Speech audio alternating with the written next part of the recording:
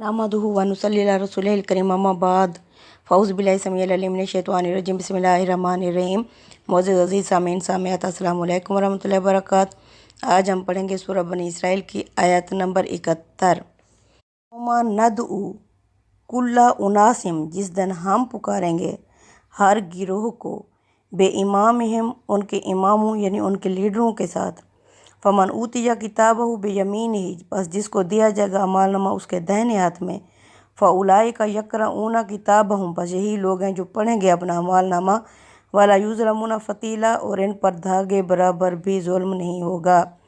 यानी अच्छे लोग अपने रहनुमाओं के साथ और बुरे लोग अपने रहनुमाओं के साथ वहाँ उठाए जाएंगे। यानी जिसको जिससे सरोकार होगा, मोहब्बत होगी, जिसको फॉलो किया होगा, जिसकी पैरवी की होगी, अच्छों की या बुरों की, जिनके साथ भी उठे बैठे होंगे, तो क़यामत के दिन वो उन्हीं के साथ, अपने पेशवाओं और अपने लीडरों के साथ अल्लाह की बारगाह में बुलाए जाएंगे।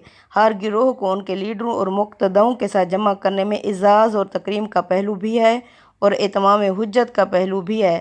दिया जाएगा उसका नामा अमाल दाहिने हाथ में। यही लोग हैं जो अपना अमाल नामा पढ़ेंगे। यानी इसमें फ़ेल अपने हकीकी मायने में इस्तेमाल होता है। इससे ये इशारा मकसूद है कि जिनका अमाल नामा उनके बाएं हाथ में पकड़ाया जाएगा, वो इसको पढ़ना तो दरकिनार, इसको लेते हुए पीठ पीछे छुपाने की कोशिश करेंगे और अपनी बदबख्ती पर अपना सर और मुंह पीटेंगे। यानी वो खुशी के मारे अपना नामा अमाल पढ़ भी रहे होंगे, सबको दिखा भी रहे होंगे, जबकि दूसरे अब उसे छुपा भी रहे होंगे और अपने आप को कोस भी रहे होंगे। अल्लाह फरमाते हैं अल्लाह की तरफ से जुल्म नहीं होगा, धागे बराबर भी हर एक को उसके अमलों का बदला दिया जाएगा। वमन काना फ़ी हाज़िही आमा, और जो इस दुनिया में अंधा बना रहा इस हिदायत से, फ़हुव फ़िल आखिरति आमा, और वो आखिरत में भी अंधा ही उठेगा। व अज़ल्लु सबीला, और सीधे रास्ते से भटका हुआ होगा। यानी उस रास्ते से जो उनको उनकी मंज़िल मकसूद तक ले जा सकता था। इसके मद्दे मुकाबिल जिन लोगों ने अपनी आंखें खुली रखीं और खुदा की निशानियों से फ़ायदा उठाया और अपनी मंजिल को पूरे दिन की रोशनी में देखेंगे और बग़ैर किसी रुकावट के शादा और फरहां उस तक पहुँच जाएंगे। व इन कादू ला यफ्तनूना का अनिल्लज़ी, और करीब था मोहम्मद सल्लल्लाहु अलैहि वसल्लम ये लोग आपको हटा देते, फितने में डाल देते। अनिल्लज़ी, उस चीज़ से, औहैना इलैका, जो हमने आपकी तरफ वही की, ले तफ्तारे या अलैना, ताकि तुम घड़ लो हमारी तरफ से, गैर हो, इसके अलावा कुछ और, कोई और बात। वाइज़ल्लतख़ज़ू का खलीला, अगर आप ऐसा करते तो ये ज़रूर आपको अपना दोस्त बना लेते। वलौला अन सबतना का, और अगर हम ना मजबूत करते आपको, लक़द कित्ता तरकुनु इलैहिम शयअन कलीला, तो करीब था आप भी इनकी तरफ कुछ हद तक झुक पड़ते, मैल हो जाते। इज़ल्ला अज़कना का, अगर आप ऐसा करते, इनकी तरफ झुकते, ज़िफ़ल हयाती, तो हम आपको चखाते दुगना अजाब दुनिया की ज़िंदगी में, वज़िफ़ल ममाती, और दुगना मरने के बाद। सुम्मा ला ताजिदु लका अलैना नसीरा, फिर तुम ना पाते अपने लिए हमारे मुकाबले में कोई मदद करने वाला। इसमें असल अल्फाज हैं व इन कादू ला यफ्तनूना का अनिल्लज़ी औहैना इलैक। इसमें अन इशारा कर रहा है कि ले यफ्तनूना का, यहाँ यसरिफूना का या इसके हम मैंने किसी लफ्ज़ पर मुतज़म्मिन है। मतलब ये है कि तुम चूँकि इनके ईमान के हरीस हो, इसलिए तुम्हारी इस ख्वाहिश से फ़ायदा उठाकर ये तुम्हें इस फितने में डालना चाहते थे कि ईमान और इस्लाम की तरफ कुछ बढ़ने का तासुर देकर तुम्हें आमादा करें कि अपनी दावत में तुम कुछ तरमीम कर लो, और इस तरह ये तुमको तुम्हारे मौक़िफ़ से हटा दें। मतलब ये है कि इनकी पेशकश को सुनकर तुम भी कुछ तज़ब्ज़ुब में पड़ गए थे, मगर राह हक़ पर तुम्हारी इस्तकामत देख कर तुम्हारी इस्तकामत के सिले में खुदा की तौफ़ीक शामिल हाल हुई और उसने तुम्हें इस सूरत हाल से निकाल दिया। जिस तरह हज़रत यूसुफ़ अलैहिस्सलाम को अल्लाह फरमाते हैं वो भी बढ़ते बढ़ते उसकी तरफ, ज़ुलैखा की तरफ, अगर वो ना देख लेते खुदा की दलील।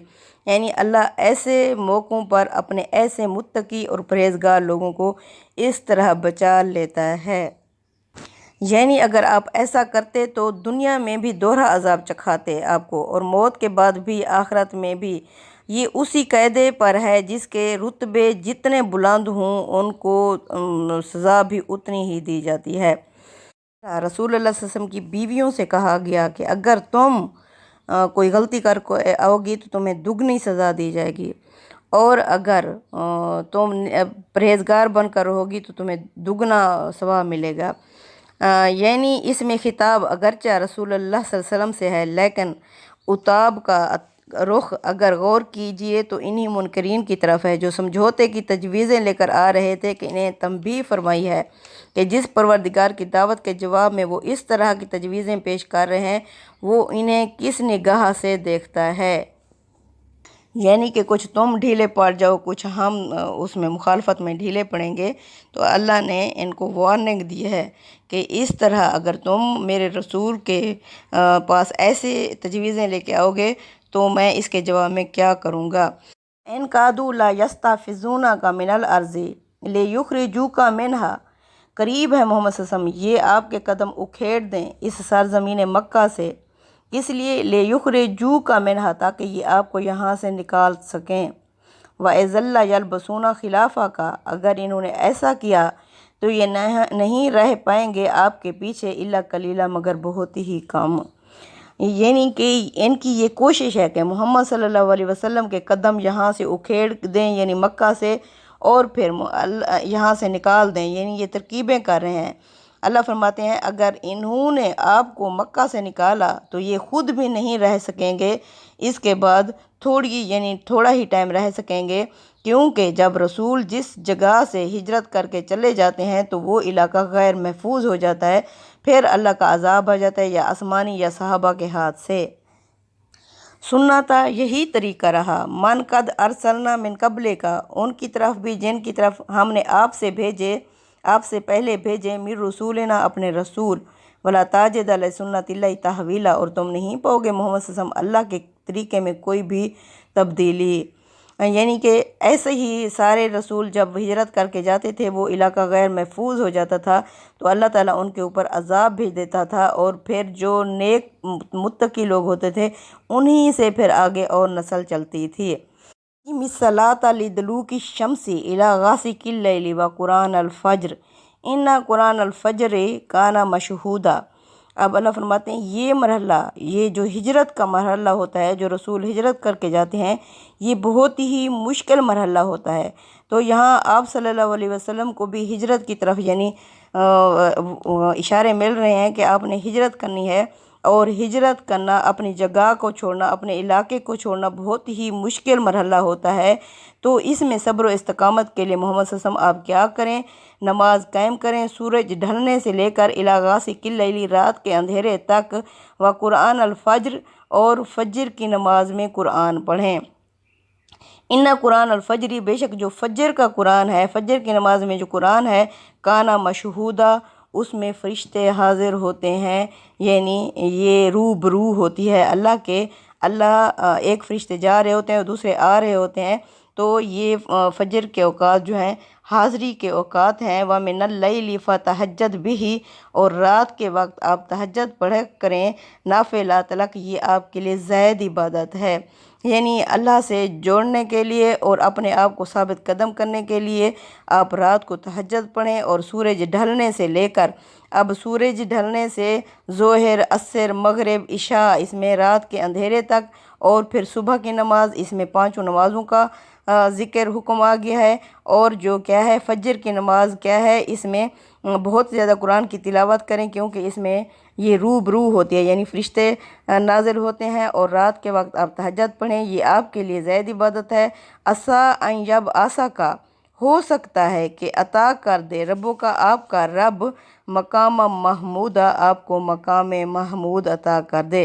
عسیٰ میں اللہ کا ایک وعدہ چھپا ہوا ہوتا ہے کہ اللہ آپ کو کھڑا کر دے، کہ کس پر، مقامہ کھڑا کرنا، یبعثک اٹھانا، آپ کو اٹھا دے، کھڑا کر دے مقام محمود تک، اس کی تشریح کرتے ہیں۔ اور آپ صلی اللہ علیہ وسلم پر تہجد فرض تھی، جس طرح ہم لوگوں پر 5 نمازیں فرض ہیں، آپ صلی اللہ علیہ وسلم پر 6 نمازیں فرض تھیں، تو اس لیے یہ نصرت الہی کے حصول کا ذریعہ ہوگی، اس لیے رسول اللہ صلی اللہ علیہ وسلم کو یہاں اسی پہلو کی طرف تاکید فرمائی جا رہی ہے۔ مقام محمود کیا ہے؟ چونکہ لفظ باس اور مقام میں معنی کا اشتراک موجود ہے، اس لیے باس کے معنی اٹھانے کے اور مقام کے معنی کھڑا ہونے کے اور اٹھنے کے ہیں۔ اس وجہ سے اس کے مفعول مطلق واقع ہونے میں کوئی قباحت نہیں، یعنی یہ واقع ہوگا۔ مطلب یہ ہے کہ آج تمہاری مخالفت و مذمت میں یہ شور و غا برپا ہے کہ کان پڑی آواز سنائی نہیں دے رہی، لیکن تم اپنے موقف پر حق پر ڈٹے رہو، نمازوں اور بالخصوص تہجد کی خاص اہتمام کرو اور یہ توقع رکھو کہ تمہارا رب تمہیں اس حال میں اٹھائے گا کہ ایک عظیم امت کی زبانوں پر تمہارے لیے ترانہ حمد ہوگا اور عنداللہ بھی تمہاری مساعی اور محمود اور مشکور ہوگی، ساری کوششوں کی قدردانی کی جائے گی۔ قل ربی ادخلنی مدخل صدق و اخرجنی مخرج صدق واجعل لی من لدنک سلطانا نصیرا۔ یہ کیا ہے؟ ہجرت کی دعا ہے، یعنی آپ یہاں سے جائیں تو یہ دعا پڑھتے ہوئے جائیں۔ آگے کیا ہے؟ اللہ تعالیٰ نے آپ کے لیے انتظام کر رکھا ہے۔ وقل ربی، آپ کہہ دیں محمد صلی اللہ علیہ وسلم کہ اے میرے رب، ادخلنی، تو مجھے داخل کر، مدخل صدق، سچائی کے ساتھ داخل کرنا، واخرجنی، اور مجھے یہاں مکہ سے نکالنا، مخرج صدق، تو سچائی کے ساتھ ہی، سرفرازی کے ساتھ ہی نکالنا، واجعل لی من لدنک، اور مجھے عطا کر اپنے پاس سے سلطانا نصیرا، کھلم کھلا اقتدار، کھلم کھلا غلبہ عطا کر۔ یعنی یہ ہجرت کی دعا ہے۔ اوپر بیان ہوا ہے کہ قریش اب آپ کو مکہ سے نکالنے کے در پر تھے۔ یہ دعا اسی تعلق سے تلقین فرمائی ہے۔ اللہ تعالیٰ کی طرف سے اس کی تلقین بتا رہی ہے کہ بظاہر یہ ایک دعا ہے، مگر حقیقت میں رسول اللہ صلی اللہ علیہ وسلم کے لیے یہ ایک عظیم بشارت یعنی خوشخبری تھی۔ استاذ امام کے الفاظ میں اس کے معنی یہ ہیں کہ آپ کے نکلنے سے پہلے ہی آپ کے داخل ہونے کا انتظام کر لیا گیا ہے، اور آپ کا نکلنا اور داخل ہونا دونوں عزت اور وقار اور رسوخ اور استحکام کے ساتھ ہی ہوگا، اور اس سفر میں غلبہ، اقتدار، نصرت الہی کا خاص بدرکہ آپ کے ہم رکاب ہوگا۔ مزید یہ کہ آپ کا پروردگار یہ سارا انتظام اپنے پاس سے فرمائے گا۔ آیت میں من لدنک کے الفاظ اسی حقیقت کی طرف اشارہ کر رہے ہیں۔ فَقُلْ جَاءَ الْحَقُّ وَزَهَقَ الْبَاطِلُ، محمد صلی اللہ علیہ وسلم آپ کہہ دیں کہ حق آ گیا اور باطل مٹ گیا۔ ان الباطل کان زہوقا، بے شک باطل مٹنے ہی کے لیے تھا۔ یہ کیا ہے؟ یہ فتح مکہ کے موقع پر آپ صلی اللہ علیہ وسلم، یعنی اللہ تعالیٰ بتا رہے ہیں کہ آپ نے کس طرح کامیاب ہونا ہے اور کس طرح حق کو غالب کرنا ہے ہم نے۔ تو یہ یعنی اس کے لیے یہی مقدر تھا کہ ایک دن مٹ جائے گا یہ جھوٹ باطل۔ یہ ایک سنت الہی کا بیان ہے۔ ہجرت اس کے ظہور کا دیباچہ ہوتی ہے۔ جب ایک نبی ہجرت کرتا ہے تو یہ اس کے ظہور کا دیباچہ ہوتی ہے، چنانچہ اس کی دعا تلقین کی گئی ہے۔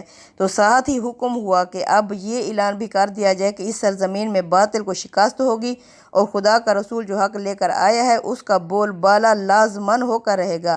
قرآن کی یہ پیشین گوئی فتح مکہ کے دن اس شان کے ساتھ پوری ہوئی کہ رسول اللہ صلی اللہ علیہ وسلم نیزے کی انی سے بیت اللہ کے اندر رکھے ہوئے بت توڑتے جاتے اور یہ آیت پڑھتے جاتے، وَقُلْ جَاءَ الْحَقُّ وَزَهَقَ الْبَاطِلُ إِنَّ الْبَاطِلَ كَانَ زَهُوقًا۔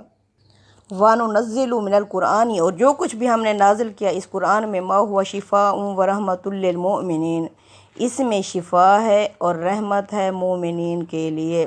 وَلَا يَزِيدُ الظَّالِمِينَ إِلَّا خَسَارًا، اور یہ رحمت یعنی مومنوں کے لیے تو رحمت ہے، مگر ان ظالموں کے لیے یہ ان کے خسارے ہی میں اضافہ کر رہا ہے۔ وَلَا يَزِيدُ الظَّالِمِينَ، نہیں زیادہ ہوتا ان ظالموں کے، إِلَّا خَسَارًا، سوائے ان کے خسارے یعنی تباہی میں۔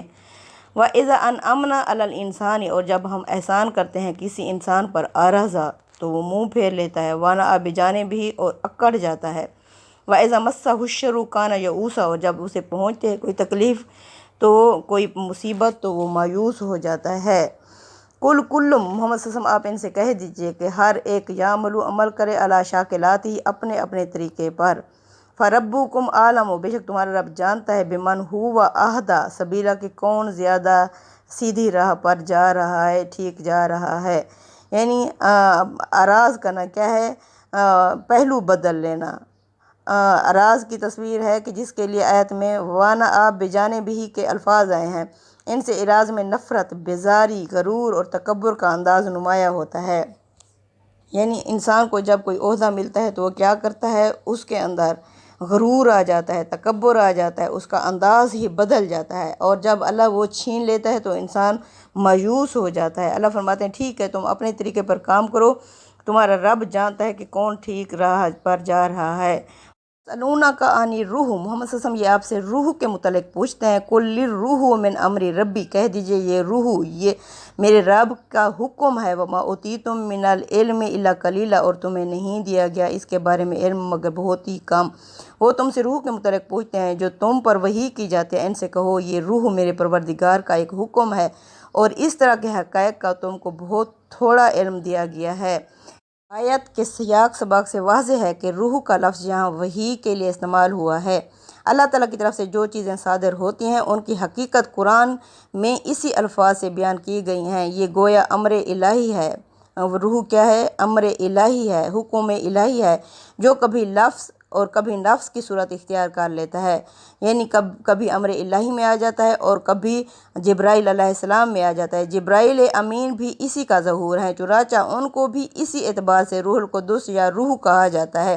نبی کریم صلی اللہ علیہ وسلم کے بارے میں جب قرآن نے یہ کہا کہ آپ پر ہم نے ایک روح وحی کی ہے، جس طرح کے سورہ شورى جو کہ 42 سورہ ہے، آیت نمبر 52 میں، بعض دوسرے مقامات میں فرمایا کہ منکرین نے اس کو استہزاء، ہنسنے کا ایک موضوع بنا لیا اور پوچھا کہ یہ روح کیا چیز ہے جو تم پر نازل کی جاتی ہے۔ قرآن نے ان کو اسی سوال کا جواب دیا ہے کہ یہ روح یہ چیز ہے، یعنی کہ امر الہی ہے۔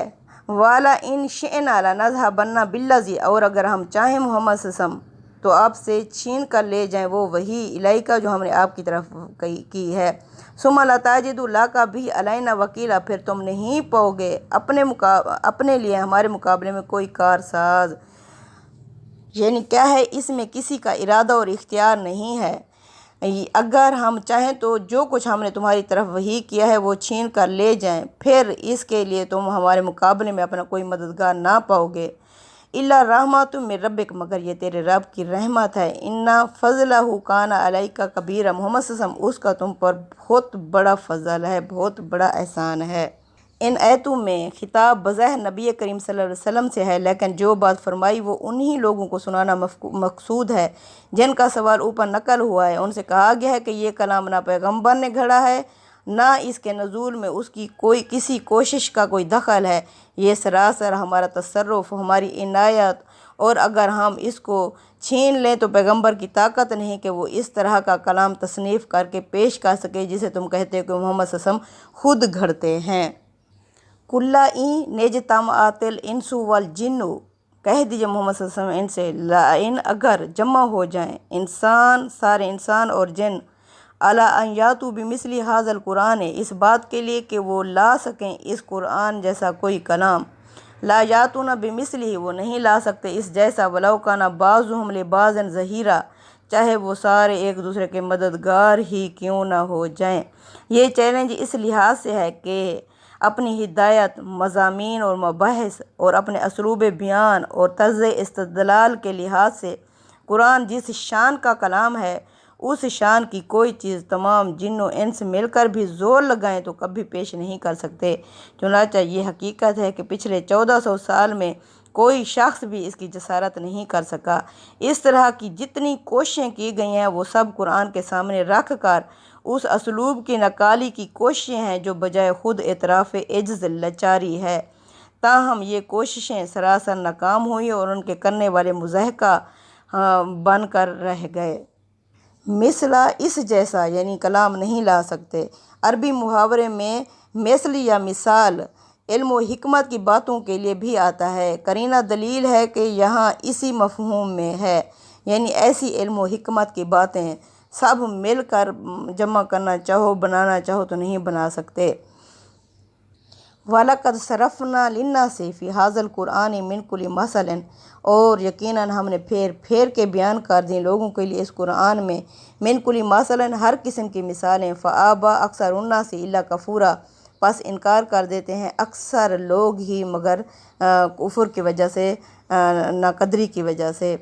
وقالوا لن نؤمن لک، اور یہ کہتے ہیں کہ ہم ہرگز نہیں ایمان لائیں گے محمد صلی اللہ علیہ وسلم آپ پر، حتیٰ تفجر لنا من الارض ینبوعا، جب تک کہ تم ہمارے لیے زمین سے کوئی چشمہ نہ نکال دو، او تکون لک جنت، یا تمہارا کوئی باغ ہو، من نخیل کھجوروں کا، وعنب اور انگوروں کا، فجر الانہار خلالہا تفجیرا، اور اس کے درمیان میں بہت ساری نہریں نہ جاری کر دو، او تسقط السماء کما زعمت علینا کسافا، یا آسمان کو ٹکڑے ٹکڑے کر کے ہم پر گرا دو، او تاتی باللہ والملائکۃ قبیلا، یا لے او اللہ اور فرشتے ہمارے سامنے، او یکون لک بیت من زخرف، یا تمہارا کوئی گھر ہو سونے چاندی کا، او ترقی فی السماء، اور یا تم چڑھ جاؤ ہمارے سامنے آسمان پر، ولن نؤمن لرقیک، اور ہم نہیں یقین کریں گے تیرے چڑھنے کا بھی، حتیٰ تنزل علینا کتابا، جب یہاں تک کہ تم لے آؤ آسمان سے کتاب، نقرہ جسے ہم خود پڑھیں، قل سبحان ربی، محمد صلی اللہ علیہ وسلم آپ کہہ دیجئے کہ پاک ہے میرا رب، حال کنت میں نہیں ہوں، الا بشر الرسولہ مگر ایک انسان ہوں جسے اللہ نے رسول بنا کر بھیجا ہے۔